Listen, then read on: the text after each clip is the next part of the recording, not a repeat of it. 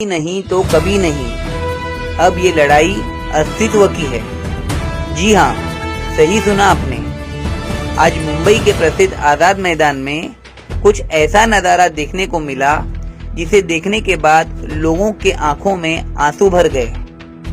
ये बीएमसी के वो सफाई कामगार के वर्कर्स है जो हमारे देश की आर्थिक राजधानी मुंबई को साफ सुथरी रखने के लिए झाड़ू उठाते हैं, डंपिंग ग्राउंड तक कचरे को डंप करते हैं, सारे शहर के रास्ते भी साफ हो और गीले कचरे के वजह से बीमारियां भी ना फैले, इस लक्ष्य को अपने दिल में रख कर रोज मुंबई के अलग अलग एरिया में निकल पड़ते हैं ये कामगार। कोरोना काल में एक बीएमसी वर्कर ने एक लेडी और बच्चे का टेम्परेचर चेक किया। ये टेस्ट किसी आम बीमारी का नहीं, कोरोना कोविड-19 का था। जहां लोग ट्रेन और बसेस में एक दूसरे के बाजू बैठने के लिए भी डर रहे थे, वहीं दूसरे तरफ मुंबई की सड़कों पर पूरे आत्मविश्वास के साथ ये बीएमसी कामगार काम कर रहे थे। द प्रिंट की खबर के अनुसार 77 बीएमसी स्टाफ की मृत्यु भी इस दौरान हुई, जिसमें लैब असिस्टेंट और अन्य बीएमसी कामगार थे। लेकिन इनके मरने के बाद भी ये खबर चली कि ये मोदी गवर्नमेंट या सेंट्रल गवर्नमेंट स्कीम्स इंश्योरेंस के लिए एलिजिबल ही नहीं है। बीएमसी कुल मिलाकर 35,000 से ज्यादा सैनिटेशन वर्कर यानी गटर, नाले, सड़कों को साफ करने के लिए इसमें काम करते हैं। लेकिन इन कामगार के विरुद्ध एक टेंडर निकाला गया है जिसकी राशि है 4,000 करोड़ रुपए। इसका सीधा मतलब है कि ये 35,000 कामगार सफाई वालों की नौकरी पर बात आ गई है और आज मनपा कामगार संगठन संघर्ष समिति ने इसका विरोध किया।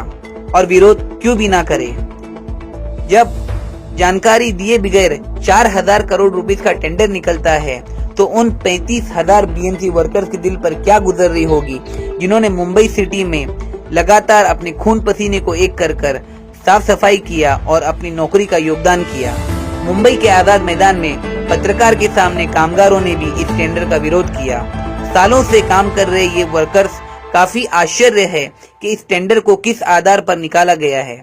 बीएमसी कमिश्नर और महाराष्ट्र शासन से स्टेज पर अपील की गई कि जब तक इस टेंडर को वापस नहीं किया जाता, कामगार अपना विरोध करते ही रहेंगे। बारी बारी स्टेज पर स्पीकर्स ने कामगारों को मोटिवेट किया, बार बार नारे लगाए गए, कामगारों को मोटिवेट किया गया। कामगार भी इस बात को लेकर काफी नाराज दिखाई दिए कि इस टेंडर को आखिर लाने की जरूरत ही क्या थी। हर एक कामगार ने एक प्रश्न को जरूर उठाया कि जो कामगार सालों से मुंबई सिटी को साफ सुथरा रखने के लिए काम कर रहा है, उसे आज अचानक अपनी नौकरी के लिए इस तरीके का संघर्ष आखिर करना ही क्यों पड़ रहा है। आज मुंबई के आजाद मैदान में एडवोकेट स्वप्निल सुखदेव काशिद ने सारा अधिकार से बात की और इस टेंडर के बारे में बताया और इसका पुरजोर विरोध किया। 24 नंबर वार्ड से 20 से 25,000 कामगार, जिनमें कुछ नाम जीवराज सोदरवा, जगन, शक्ति वेज, कालूवन, अमित मकवाना, संदीप मोटे, ये सब 24 नंबर वार्ड से आए थे। म्युनिसिपल मजदूर यूनियन के अशोक यादव, जनरल सेक्रेटरी कविशकर साहब, कार्य अध्यक्ष यशवंत देसाई साहब, म्युनिसिपल इंजीनियर्स एसोसिएशन यानी MEA के महेश बुटेकर साहब, ये सभी लोगों ने इस टेंडर का विरोध किया और लगातार वर्कर्स को आश्वासन दिया और वादा भी किया कि जब तक इस समस्या का हल महाराष्ट्र शासन की तरफ से नहीं आ जाता, इस धरने और इस आंदोलन को स्थगित नहीं किया जाएगा। हर तरीके से इसका आंदोलन और विरोध किया जाएगा। आपको हमारी ये वीडियो कैसी लगी जरूर कमेंट सेक्शन में बताइए। क्या बीएमसी वर्कर्स की मांग कैसी लग रही है और इस टेंडर के बारे में आपका क्या कहना है, ये भी जरूर कमेंट सेक्शन में बताइए। देश और दुनिया की तमाम खबरों के लिए देखते रहिए सहारा अधिकार। दर्शकों में निशान काजी, आप सब देख रहे हैं धारा अधिकार। आज मुंबई के प्रसिद्ध आजाद मैदान में महानगर पालिका के जो वर्कर है, जो कचरा कर्मचारी है, वो लगातार पीएमसी कमिश्नर भूषण गागरानी से रिक्वेस्ट कर रहे हैं और डिमांड कर रहे हैं कि जब तक उनकी हक की मांगों को सुना नहीं जाता है, ये 15,000 से भी ज़्यादा अधिक कामगार जो है अपनी जगह से हिलेंगे नहीं। कल मुंबई मराठी पत्रकार संघ में जो एक कमेटी है जो वर्कर के हित में जो काम करती है, उसने स्पष्ट तौर पर कह दिया था कि 4,000 करोड़ रुपए का जो टेंडर है वो बिल्कुल इलीगल है। कोई भी सफाई कर्मचारी या झाड़ू मारने वाला कर्मचारी कुर्ला, चेंबूर और एलसी वार्ड के जो कामगार हैं और जो गोवंडी के सफाई कर्मचारी है, वो बेहद इस डिसीजन से नाखुश है और इसी का विरोध करने के लिए इस समय मुंबई के प्रसिद्ध आजाद मैदान में महाराष्ट्र के मुख्यमंत्री देवेंद्र फडणवीस और बीएमसी यानी बृहन्मुंबई महानगर पालिका के कमिश्नर भूषण गागरानी को लगातार इस मैदान में, इस मंडप के अंदर से कामगारों के हित में लगातार ये आवाज़ बुलंद की जा रही है कि इस 4,000 करोड़ के इलीगल टेंडर को बिल्कुल भी बर्दाश्त नहीं किया जाएगा। इस पर हमारे साथ जुड़ चुके हैं अपनी मुकातिल काशी, जो कि पेशे से एडवोकेट है और कामगारों के हित में मुंबई के आजाद मैदान में आए हैं। 4,000 करोड़ का टेंडर है जिसको आपके सीनियर नेताओं ने और काफी कर्मचारी दिख रहे हैं कि मांगों को पूरा करना है या नहीं करना है, ये क्या कहना चाहिए? नमस्कार। पहली बात तो आप यहाँ पे जो आज़ाद मैदान में जो कर्मचारी कामगार लोग जो खड़े हैं वो देखिए कितनी तादाद में आए हैं। कम से कम 15 से 20,000 कामगार ये इधर आज़ाद मैदान में खड़े हैं।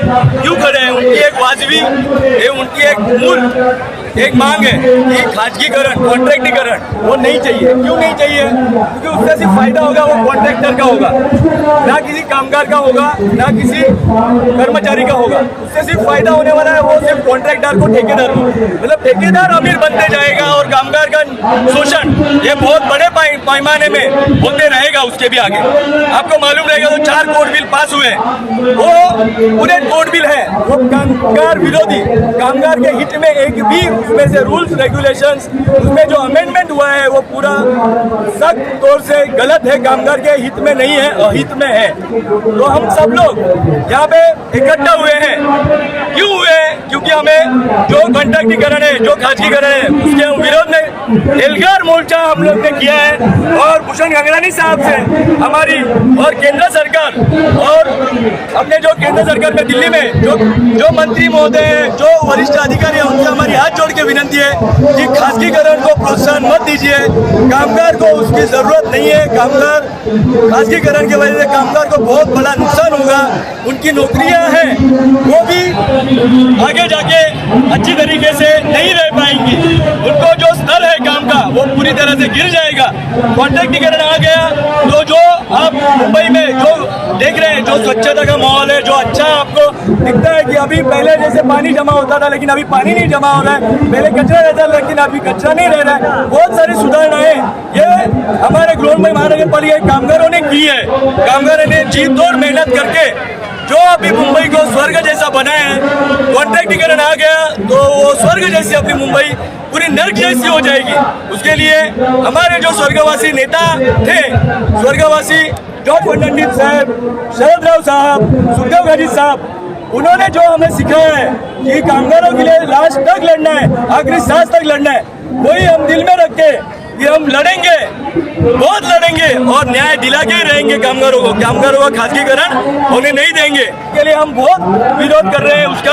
और जिधर तक हमारे वरिष्ठ अधिकारी बोलेंगे हमें यूनियन के, हम सब झंडे को लेके हमारे जितने भी यूनियन है बृहन्मुंबई महानगर पालिका में, वो एक साथ मिलके हम लोग इसका विरोध कर रहे हैं। क्योंकि हमें सबकी साथ चाहिए, एक साथ हम लड़ना चाहते हैं और वो सिर्फ कामगारों के लिए। मैडम क्या कहना चाहोगे? वरिष्ठ लॉयर ने अभी कहा कि खाजगीकरण नहीं होना चाहिए, इतने नाखुश है आप खाजगीकरण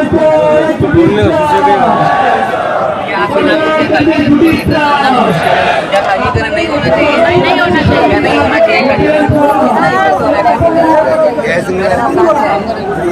लो, इधर लो भाई, इधर लो, इधर।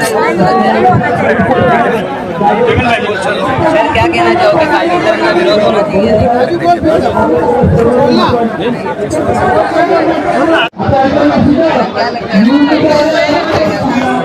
सही हो रहा है, लेकिन क्या है ना, वो चला जाएगा। हम लोग के बच्चे लोग क्या खाएंगे, हम लोग क्या खाएंगे, आएंगे कैसे एयरपोर्ट में? अभी 11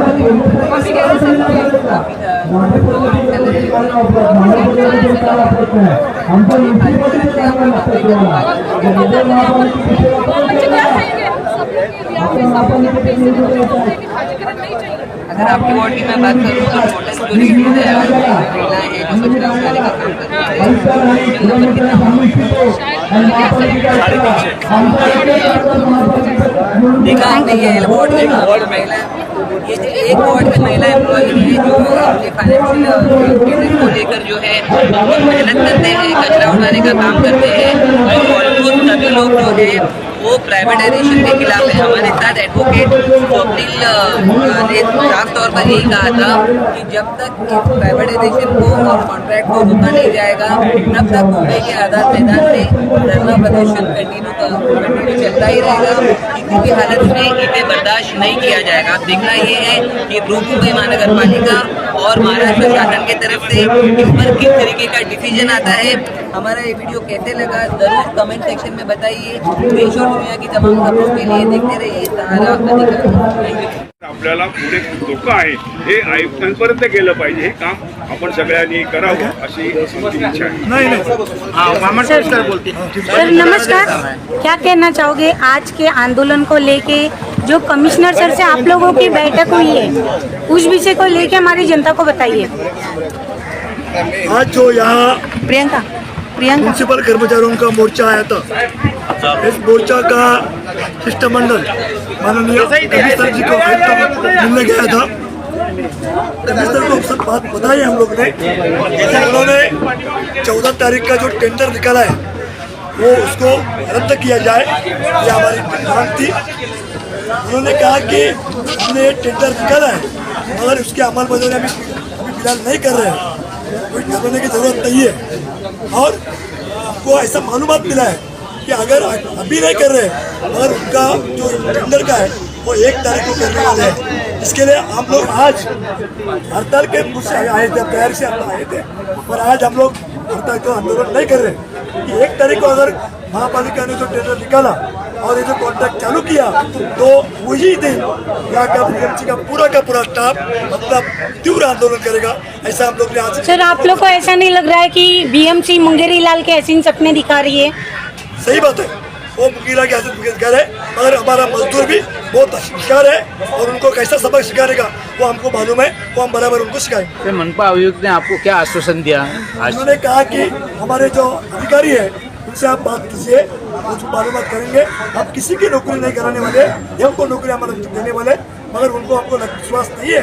वो अगर टेंडर चालू होता है तो नौकरी हमारी जाने वाली है। कर्मचारियों को लेकर आपकी अगली मांगे क्या रहेंगी और किस तरह से आंदोलन करेंगे? हमने 8 मांग की है। एक तो ये टेंडर को रद्द किया जाए, दूसरा जो हमारा काम है हमारा काम कायम करो, और महापालिका में जितने भी वैकेंट पोस्ट है और प्रमोशन की पोस्ट है वो सब भर दिया जाए, और भर्ती में हमारे कामगार का एक लड़की को लिया जाए, हमने किया है।